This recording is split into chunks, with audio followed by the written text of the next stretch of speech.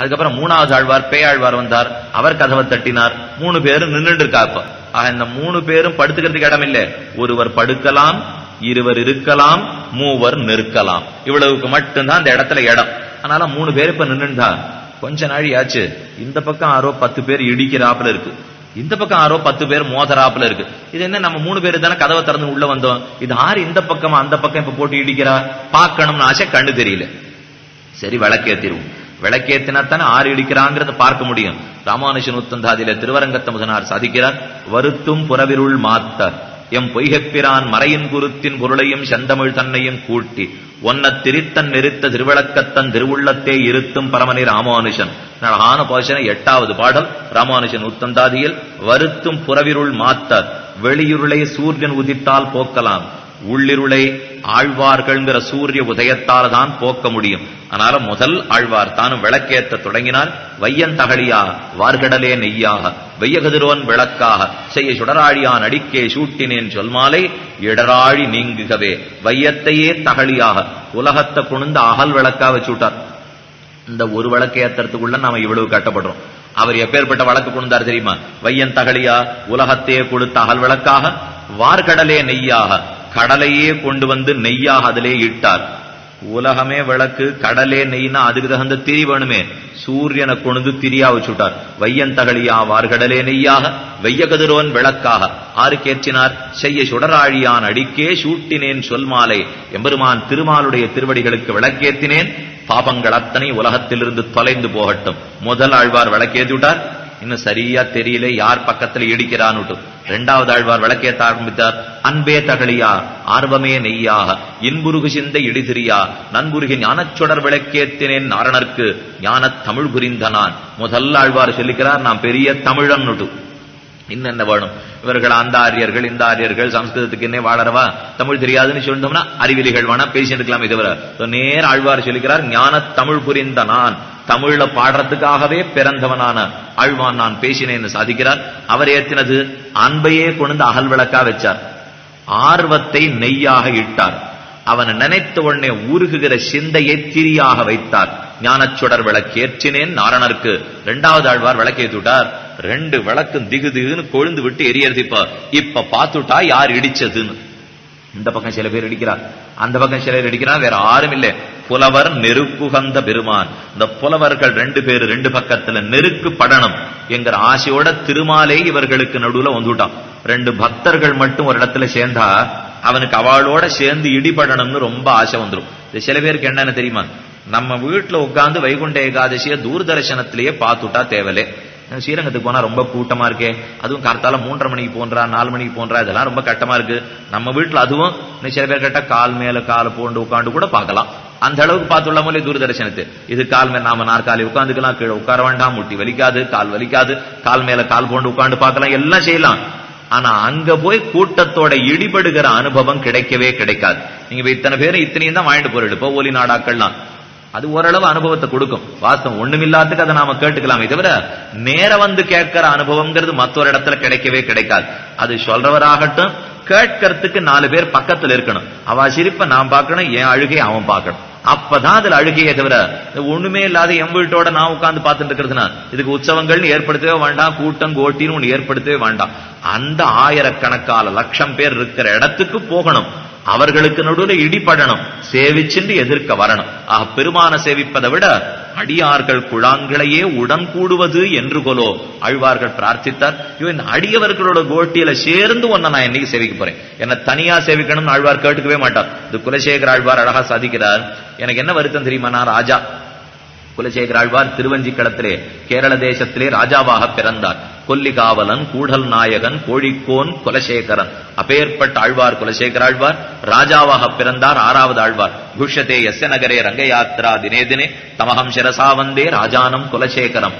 அந்த ஆழ்வார் ராஜா இல்லையோ, எந்த ஊருக்கு போனாரு தனி வழியில அவரை விட்டுடுறார். இப்ப எல்லாம் வச்சிருக்காரு இல்லையோ, முக்கியமான நபர்களுக்கு தரிசனம் இத்தனை கொடுத்தோம்னா நேர போலாம், சேவிச்சுட்டு நேர வெளியில வந்துடலாம்.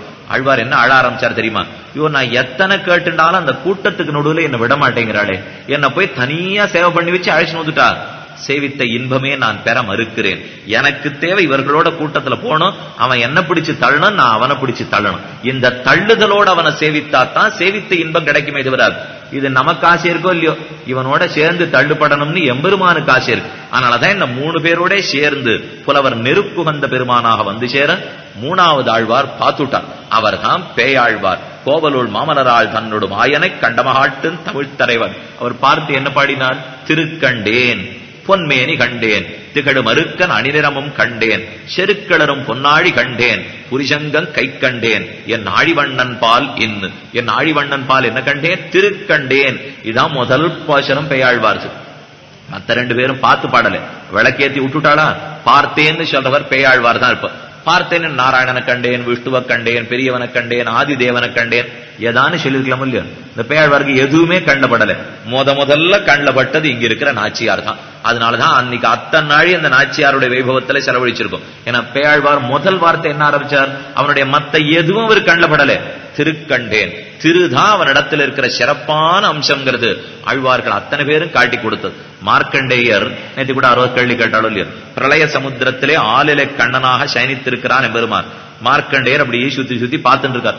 ஏன்னா ஒரு குழந்தைய எல்லாத்தையும் வயத்துல வச்சுட்டு உருண்டா எடுக்கிறது கூட ஆள் இல்லாத போல் இருக்கு, இந்த குழந்தை படுத்துட்டு இருக்கேன்னு கிட்டக்க வந்து நீ யாருன்னு கேட்டார் மார்க்கண்டேயர். கண்ணன் உடனே பதில் சொல்லணும் இல்லையா, நான் தான் ஹரி, நான் தான் நாராயணன், நான் தான் மகாவிஷ்ணு, எத்தான்னு சொல்லிருக்கலாம். ஒண்ணுமே சொல்லல. இந்த குழந்தை வாயை திறந்து தன்னுடைய கைவரலை எடுத்து இந்த வலது திருமார்பு இப்படி காட்டித்தான். பார்த்து கோணுது. கிட்டக்க போய் பார்த்தார் ஸ்ரீயப்பதி. ஸ்ரீதேவி நாச்சியார் கண்ணில் போட்டுவிட்டாப்போ இவன் வேற யாரும் இல்லே ஸ்ரீயப்பத்தின்னு காட்டி கொடுத்தானோ. திருமகளார் தனிக்கள்வன், பூமகளார் தனிக்கள்வன். தனக்கு அடையாளமாகவே எதை வச்சிருக்கான் எம்பெருமான்? ஸ்ரீதேவி நாச்சியாரத்தான். ஆக மத்த எல்லா சிறப்பை விட அவளாலே எம்பெருமானுக்கு சிறப்புங்கிறது சம்பிரதாயத்தினுடைய முக்கியமான அம்சமும் கூட. இது சொல்ல வந்தேன், அந்த திருக்கோவலூர் இடைகளிலே தானும் அகப்பட அப்ப பேயாழ்வார் எம்பெருமான பார்த்து திருக்கண்டேன் பொன்மேனி கண்டேன், திகழுமருக்கன் அணிநிறமும் கண்டேன். திருக்கோவலூர்லாம் முதல்ல தரிசனம் ஆரம்பம். இப்ப இந்த ஊரை பத்தி சொன்னேன், திருப்பல்லாண்டு முதல்ல பாடுறோம்ங்கிறதுக்காக. ஆனா திருக்கோவலூருக்கு என்ன பெருமை தெரியுமா? 4000த்துல முதல் பாசுரம் பிறந்த ஊர் அதுதான். திருப்பல்லாண்டுங்கிறது முதல் பாசுரம் இல்லை. திருப்பல்லாண்டத்தான் முதல்ல நாம சேவா காலத்துல வழக்கமா வச்சிருக்கோம். ஆனா முதல் ஆழ்வார் பொய்கை ஆழ்வார் தானே. துவாபர யுகத்தின் 8,62,901 வருஷம் ஞாபகம் வச்சுங்க. துவாபர யுகத்திலே 8,62,901 வருஷம் கழிந்து அப்பதான் பொய்கை ஆழ்வார் அவதரித்தார். அவர் பிறந்தது ஏதோ ஊரில், வந்து சேர்ந்தது திருக்கோவலூரிலே. அவர் பாடின முதல் பாடலுக்குத்தான் முதல் திருவந்தாதின்னு பேர். 4000த்திலையும் முதல்ல பிறந்தது முதல் திருவந்தாதி. கடைசியில பிறந்தது கடைசி ஆழ்வார் திருமங்கி ஆழ்வாரா. அவர் பாடினது 6 பிரபந்தம். அதுல கடைசி பிரபந்தம் திருநெடுந்தாண்டகம். அவர் பாடின 6க்குள்ளே. ஆக முதல் பிரபந்தம் எதுன்னு கேட்டா சின்ன குழந்தைகளுக்கு எல்லாம் பரீட்சை வைப்பார். முதல் பிரபந்தம் எதுன்னு கேட்டா முதல் திருவந்தாதின்னு சொல்லணும். கடைசி பிரபந்தம் எதுன்னு கேட்டா திருநெடுந்தாண்டகம்னு சொல்லணும். சொல்லிட்டோம்னா உடனே 5க்கு 5 10க்கு 10 கொடுத்துடலாம் குழந்தைகளுக்கு. எதுலயோ பதில் சொல்றாளே தவிர இதுல சொல்லதான் தெரியல. இப்ப ஆக முதல் ஆழ்வார் திருக்கோவலூர்ல தான் பிரபந்தத்தையே தொடங்கினார். அந்த திருக்கோவலூர்ல எம்பெருமான பிரதட்சணமா வந்தோம்னா எதுக்கு சொல்ல வந்தேன், இத்தனையும்னா விட்ட இடத்த மறந்துட வேண்டாம். கற்புடைய மடக்கன்னி காவல் பூண்டான்னு திருநெடுந்தாண்டகத்துல பாசுரம். ஒரு மடக்கன்னி விஷ்ணு தேவையாக துர்கை அந்த இடத்துல சேவை சாதிக்கிறார். ஏன்னா திருக்கோவலூர்ல எம்பெருமான் கிருஷ்ணனாகவே சேவை சாதிக்கிறான். 5 க்ஷேத்திரங்களுக்கு கிருஷ்ண க்ஷேத்திரங்கள்னு பேர். திருக்கண்ணபுரம், திருக்கண்ணங்குடி, திருக்கண்ணமங்கை, திருக்கோவலூர், கபிஸ்தலம். 5 இடமே கிருஷ்ண க்ஷேத்திரங்கள் தான். அந்த கிருஷ்ண க்ஷேத்திரத்துல திருக்கோவலூர் ஒண்ணா. கண்ணனுக்கு கூட பிறந்தவள் பத்ரா காளின்னு இப்ப நாம பார்த்தோம் இல்லையா. இந்த மடக்கண்ணி தான் காவல் காத்து கொண்டிருக்கிறாள் திருக்கோவலூரை. பிரதட்சணமா வரச்சே அந்த இடத்துல நாம் சேவித்துக் கொள்ளலாம். அதை தெரிவிக்கிறார். பத்ரேதி பத்ரகாளீதி க்ஷேமதா பாக்யதேதி ச பிராதச்சைவாபரான்ஹேச்ச ஸ்தோப்யந்த்யநாம அம்ரமூர்த்தையா தேஷாம் ஹி பிரார்த்திதம் சர்வம் மத் பிரசாதாத் பவிஷ்யதி. நான் போய் பிறக்கிறேன்னு சொல்ல தேவகி தானும் 8வது கர்ப்பத்தை தரித்தாள். முன்னாடி இருக்கிற 6 கர்ப்பங்களையும் கொண்டு போய் வசுதேவர் கொடுப்பார். மக்கள் அறுவரை கல்லிடை மோதான்னு பாசனம். 6 பேரையும் கல்லுல போட்டு அடிச்சே குனுட்டான் கம்சன். கொஞ்சம் கூட ஈவு இறக்கமே இல்லாமல். இதுக்கு நடுவில் ஒரு சிறிய கிளைக்கதை நடந்தது. இந்த முதல் குழந்தையை எடுத்துன்னு போய் கொடுத்தார் வசுதேவர் கம்சனிடத்தை. கொடுத்து பார்த்துட்டு அவருக்கு கொஞ்சம் நப்பாசை, ஏதானும் கொஞ்சம் பிழைக்க வைக்க முடியுமா அந்த குழந்தையன்னு பேசி பார்த்தார் கம்சனிடத்தை. 8வது கர்ப்பம் தானே உன்னை கொல்ல போறதுன்னு சொல்லித்து ஆகாசவாணி, இதுதானே முதல் குழந்தை, இதை விட்டுடேன், நான் ஞாபகமா 8வது குழந்தையை கொண்டு கொடுத்துடுறேன் சொல்லி பார்த்தார் வசுதேவர். சரின்னு ஒத்துண்டு கம்சனும் குழந்தையை கொடுத்துட்டான். அவன் மாட்டேன்னு சொல்லி இவர் திரும்ப எடுத்துன்னு வந்துட்டார். பாகவதத்துல சுகர் அதை தெரிவித்தார். இருந்தாலும் சந்தோஷப்படலையா வசுதேவர். இது எந்த சமயம் எப்படி புத்தியை மாத்திக்கும் நமக்கு தெரியாது. இது இப்ப கொடுத்தது, இது திருப்ப எப்ப வாழ்ந்து போடுமோன்னு நினைச்சுட்டே அவர் வீட்டுக்கு வந்தார். அதே போல நாரத பகவான் வந்து பார்த்தார் கம்சனை. என்ன குழந்தைய கொல்லலையா, ஏதோ திருப்பி கொடுத்த அம்சாப்பில் இருக்கேன்னு அவர் கேட்டார். ஆமாமா, வசுதேவர் பிரார்த்தித்தார், 8வது குழந்தை தானே கொல்ல போறதுன்னு, போனா போறதுன்னு கொடுத்துட்டேன் சொன்னான், பதில் சொன்னான் கம்சன். நாரதர் அவனை பார்த்து கேட்டாரு, தேவர்கள் இவ்வளவு சதி திட்டம் போட்டுருவான்னு நான் எதிர்பார்க்கல கம்சா. இது அவனை பார்த்து சொன்னார். என்னான்னு புரியாம கேட்டான் கம்சன்.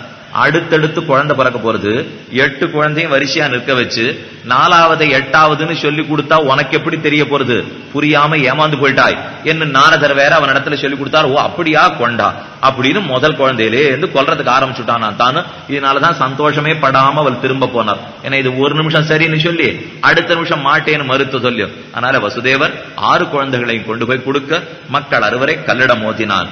7வது